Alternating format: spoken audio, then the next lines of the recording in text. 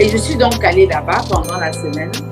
J'ai donc appris là-bas à faire le beignet de haricots. Ah oui, ok, oui. Ah. Ah bah, c'était pas connu à Bafang. Ouais. Quand je rentre donc à Bafang, j'ai déjà deux activités. J'ai appris le beignet de haricots. Je suis en train de me préparer à aller à Cotonou. Et c'est comme ça que je commence donc comme ça, tous les week-ends, à nettoyer le rond-point Panchi, qui est aujourd'hui la ville, on va dire, hein, parce qu'à l'époque, c'était le village. Tout ça, Oui. c'était la forêt. Donc, j'ai nettoyé le rond-point et j'ai commencé donc à vendre les beignets là-bas, le beignet de haricots, dans le temps perdu. C'est-à-dire, le week-end, je ne travaille pas, je fais les beignets.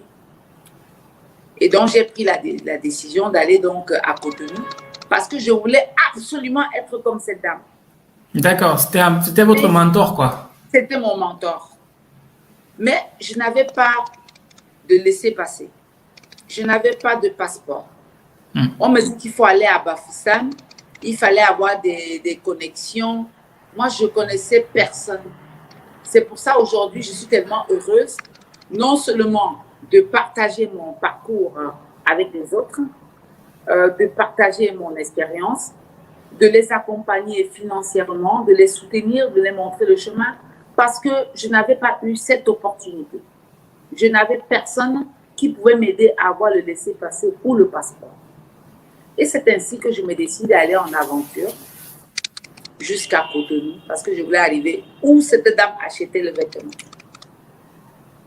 Et quand je pars de Bafang, j'ai tous mes économies, c'est 80 000 francs CFA. Ah oui, d'accord. Et je décide d'aller à Cotonou. Et je prends la voiture jusqu'à Limbé, jusqu'à Bukoko.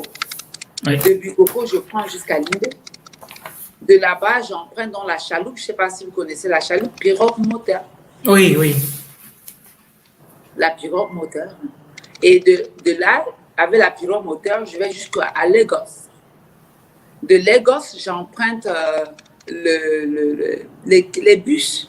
Mais il faut aussi reconnaître qu'à l'époque, vous rencontrez que des âmes de bonne volonté devant vous.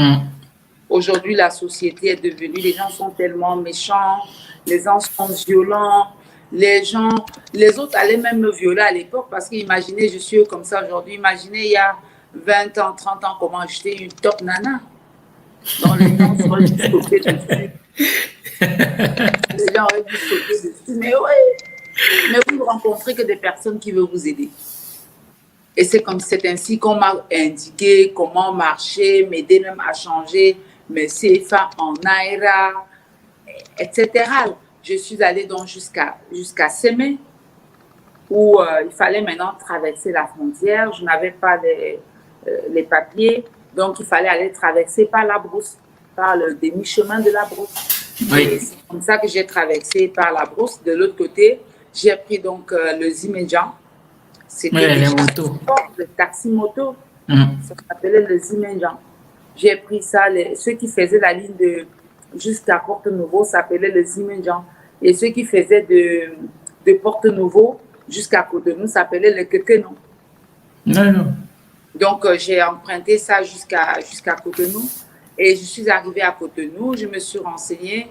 Comment est-ce que je peux faire pour m'héberger? On me dit non, mais il y a l'hôtel où tous les commerçants dorment. Ça s'appelait à l'époque Hôtel Babo. Je ne sais pas si aujourd'hui ça existe encore.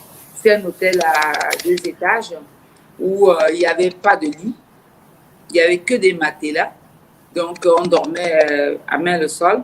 Dans une chambre, on pouvait dormir 15, 20, 30, ça dépend du nombre de clients qu'il y a dans la journée. Tout à fait. Tout le monde laisse ce qu'il a à la réception. Et puis, il y a la consigne de la bagagerie. Vous stockez toutes vos affaires dedans.